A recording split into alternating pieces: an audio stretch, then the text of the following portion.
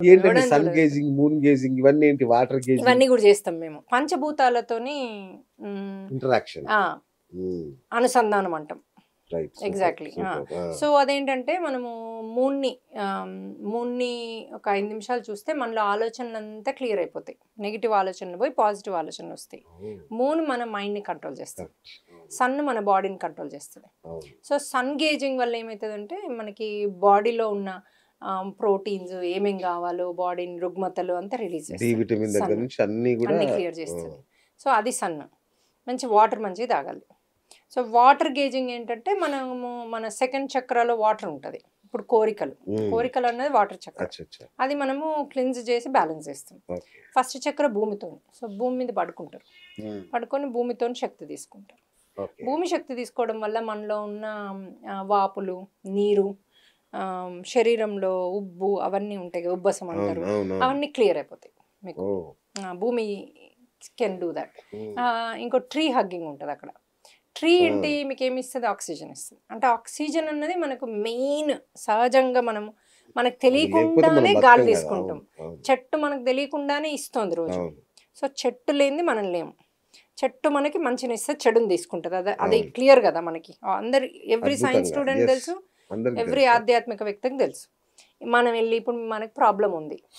ఎవరికో చచ్చిపోదాం అనిపిస్తుంది.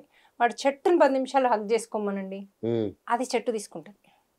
చెట్టు మీకు హ్యాపీనెస్‌నిస్తది. Oh! Just like oxygen, carbon dioxide లాగా అది సగ్ చేసుకొని మీకు హ్యాపీనెస్‌నిస్తది. సో, వాడు 10 నిమిషాలు, 15 నిమిషాల తర్వాత "ఏమైరా సస్తావా? ఇప్పుడు ఇవ్వమంటావా తాడు ఏదన్నా" అంటే నో. లేదు లేదు నేను హ్యాపీగా బతుకుతా" అంటాడు. వావ్! ఆ చేంజెస్ మేము చూసాం. ఆ ట్రీ ట్రీ హగ్గింగ్ హగ్గింగ్ వల్ల. ద్వారా. So, okay. మనలో ఉన్న చెడు, హ్మ్. కోపాలు, తాపాలు ఏదున్నా హ్మ్. అది సగ్ చేసుకుంటది. ఇవన్నీ బాగున్నాయి మేడం. రియలిస్టిక్ గాని, ఈ హాస్టల్ మాస్టర్స్‌దే కొంచెం డౌటానుమానంగా ఉంది. అయితే ఈ అశ్విని దేవతలంటారు గదా! ఆ! వాళ్ళేనా వీళ్ళు? ఇప్పుడు మహాభారతంలో మీరు అవును. ఇన్నారు కదా అవును. స్టోరీ. మరి యెస్. మహాభారతం నమ్ముతారా? నమ్ముతారు. హ్మ్. మరి నమ్మితే అందులో నకుల సహదేవులు చేసిన పని ఇదే గదా! ఎందుకంటే మనకి యుద్ధంలో మనం కొట్లాడింది ఎవరితోని? కృష్ణుని సైన్యంతో, నారాయణి సైన్యం. మరి హ్మ్. కృష్ణుడే స్వయంగా వాళ్ళకి ట్రైనింగ్ ఇస్తే వాళ్ళతో మనమేం గెలుస్తాం సార్? అవును. కరెక్టేగా. పాండవుల సైన్యం ఏడ గెలుస్తది? అస్సల. పాండవుల సైన్యం 1/4 ఉంది. హ్మ్. నారాయణ సేనకి కంపేర్ చేస్తే. ఈళ్ళు 20% ఉండుంట్రు. 25, అవును. 30. కానీ వాళ్ళ బాసే ఇక్కడున్నాడుగా. బాస్ ఇక్కడున్నా, ఆ! బాస్ అక్కడున్నాడని అటు సైడ్ పక్షపాతం వాళ్ళు చూయించరు గదా! చూయించకూడదు. వాళ్ళు అవును. ఫుల్ ఫ్లెడ్జెడ్‌గా యుద్ధం జేస్తారు గదా! అవును. వాళ్ళతోని ఈ సైన్యం ఎక్కడ? ఈ సైన్యం ఇది కాళ్ళు, బావుంది. చేతులు ఐడియా రాలేదు నాకు. అవును. ఇరగ్గొట్టుకునేవాళ్ళు. ఈళ్ళేం జేసేసారు నకుల సహదేవులు వాళ్ళని మళ్ళీ ఫిక్స్ చేసేవాళ్ళు రాత్రి రాత్రి. ఎందుకంటే వాళ్ళు అశ్విని దేవతల అంశ గదా! ఓకే. అశ్విని దేవతలున్నదే మనకి రుగ్మతల నుంచి కాపాడడానికి. ఓకే. వాళ్ళు సర్జరీలు చేస్తే వాళ్ళకేదైనా చేయగలుగుతారు. వాళ్ళు దేవతలు అవునవునవును. గదా! అంతే గదా! అవును. ఇప్పుడు మనుషులకి మనకి ఎక్కడ రోగం వచ్చింది ఇన్ని టెస్టులు కావాలి. అవును. వాళ్ళకు మీరు నాలో ఏమేమి ఉన్నాయో చేయంటే చిన్నప్పుడు పడితే ఏదో నరం పాడైతే అవును. చూడండి ఆ! వాటిని కూడా రిపేర్ చేస్తుండ్రు ఈళ్ళొచ్చి. ఆ! ఈళ్ళకి గుర్తు కూడా లేదు. ఆ చిన్నప్పుడు ఆ అంతే గదా! నరందే మనకేం ఇక్కడ హెడేక్ గుర్తుంటది. అవును. వస్తుందంట.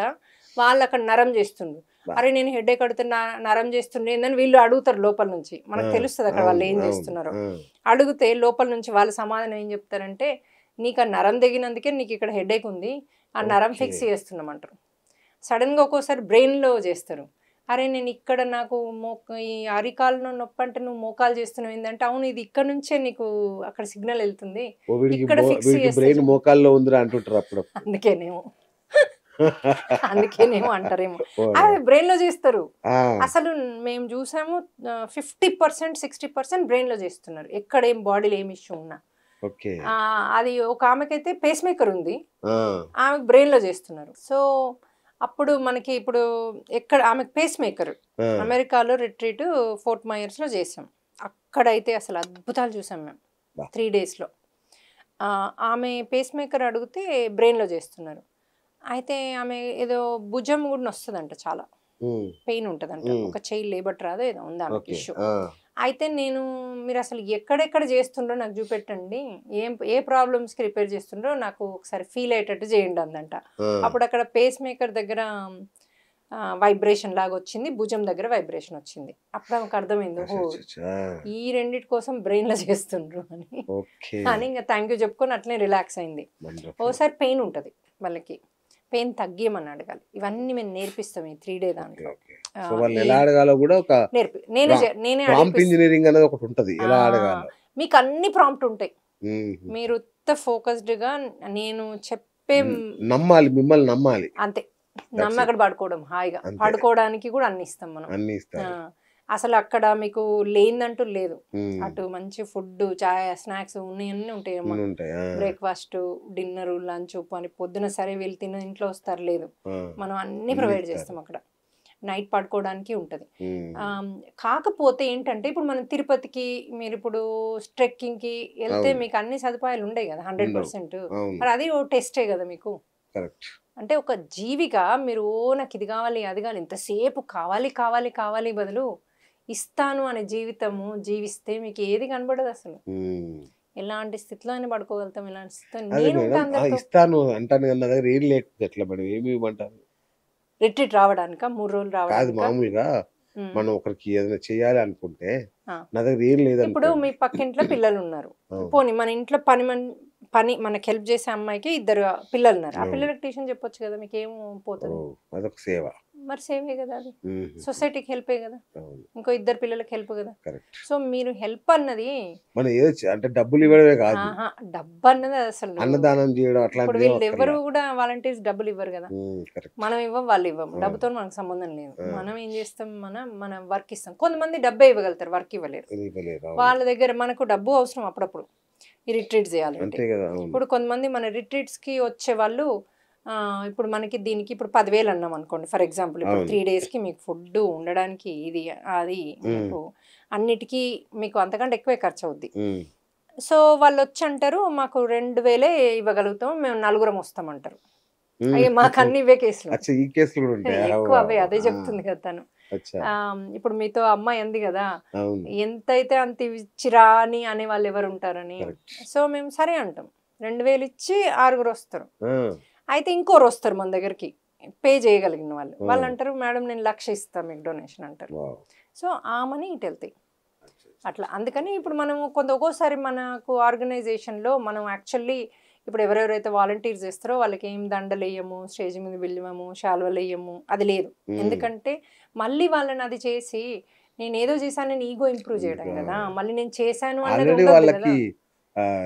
దేవుడితో కనెక్ట్ చేసి ఆ! పడేసారు ఆల్రెడీ. సో, అది. అక్కడ ఈగో అన్నది రావద్దు. హ్మ్. ఇంకోటి స్టేజ్ మీదకి ఓళ్ళని పిలిసాము, ఓళ్ళని పిలవలేదు ఏది ఉండదక్కడ స్టోరీ. అచ్చచ్చా! ఆ! అది నేను ఒకవేళ నా నోట్లోంచి ఒకళ్ళ పేరొచ్చిందంటే అదే హనుమంతుడు మన పేరు అన్నాడా అనుకోవడమే. అన్నాడు అంతే. అంతేగాని మనకు వెయిట్‌తోని సంబంధం లేదు. ఎందులోనూ అటాచ్ కానివ్వను నేను వీళ్ళని. సూపర్. ఇంకోటి మేడం ఈ మధ్య విన్నాను.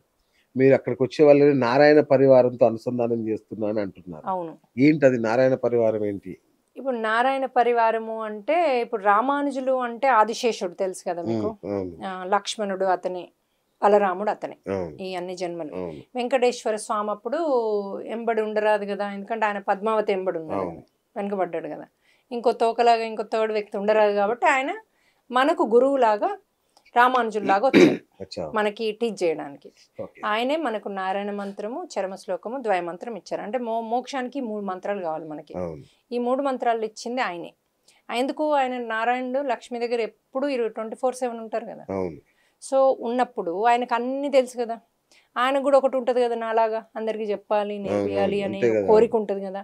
ఆ కోరిక తీర్చుకోవడానికి ఎప్పుడైతే వెంకటేశ్వర స్వామిగా వచ్చారో, ఈయన గురువులాగా వచ్చారు మనకి. హ్మ్. వచ్చి మనకి ఆ సీక్రెట్‌లన్నీ చెప్పాడనమాట. ఏది రామానుజులుగొచ్చి.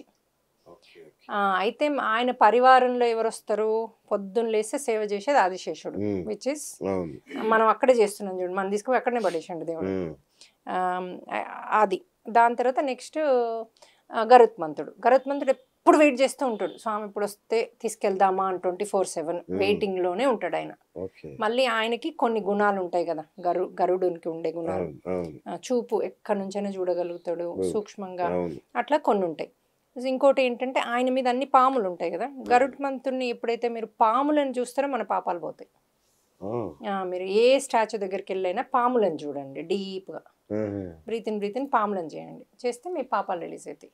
ఓకే. కొన్ని జన్మలే రిలీజ్ అయితాయి. డిపెండ్స్ మీరు ఎంత శ్రద్ధగా చేస్తుండ్రో దాన్ని బట్టి. సో, అది గరుత్మంతుడు ఆయన పరివారం. వాళ్ళందరూ ఎంతో తపస్సులు చేసి మంచి పనులు చేసి ఇప్పుడు మనలాగా 4 పీలు చేసుకుని ఆ, ఆ. ఆ స్టేజ్కి వచ్చారు, ఓకే. ఆయన సేవకులు అయ్యారు. మనం ఇప్పుడు వాళ్ళని పట్టుకుంటే చాలు కదా, వాళ్ళు వాళ్ళ దగ్గర తీసుకెళ్తారు కదా. Obvious ఇప్పుడు గా, అవును. గరుత్మంతుని, హనుమంతుడు వీళ్ళందరినీ పట్టుకుంటేనే కదా వాళ్ళకి డైరెక్ట్ ఎక్కడ వెళ్ళగలుగుతాం. Correct correct. మనకి ఆ శక్తి ఉండదు, మనకు ఆ వెలుగు ఉండదు, మనలో అవును, అవును, మనకు ఆ జ్ఞానం ఉండదు. అవును. ఇప్పుడు గోదాదేవి ఏముంటది, నాకేం తెలీదు, నేనే భగవద్గీత చదవలేదు, ఏ రామాయణం చదవలేదు, నాకేం తెలీదు, నువ్వే నన్ను తీసుకెళ్ళు, నువ్వే నాకు దారి చూపి అంటది. మనం అదే టైపు, మనం హనుమంతుని పట్టుకుని మీరే నాకు దారి చూపండి, మీరే నాకు కావాలి అని చెప్తాం అనమాట. అంతేగాని మనము ఎప్పుడైతే మనము వీళ్ళని పట్టుకొని చూపిమంటామో ఆటోమేటిక్గా మనకు ఈజీగా వాళ్ళు అలా తీసుకెళ్ళిపోతారు అనమాట. మనకి ఇంకొకటి నెక్స్ట్ ఎవరు మనకి ఈ దాంట్లో పాంచజన్య శంఖం, అంతే కదా, శంకు చక్రం, పాంచజన్య శంఖం యాక్చువల్గా అంటారు. ఆ పాంచజన్య శంఖము మనకు ఈ కురుక్షేత్ర యుద్ధంలో ఫస్ట్ ఊదేవాడు కృష్ణుడు. ఊదితే మన మిత్రుల గుండెల్లో విజయము ఫీల్ అయ్యేవాళ్ళట, శత్రువుల గుండెల్లో అపజయం ఫీల్ అయ్యేవాళ్ళు. అంటే అదే స్టార్టింగ్ తో ఇమాజిన్, ఒక్క కృష్ణుడు ఉంటే చాలు అన్నది అందుకే.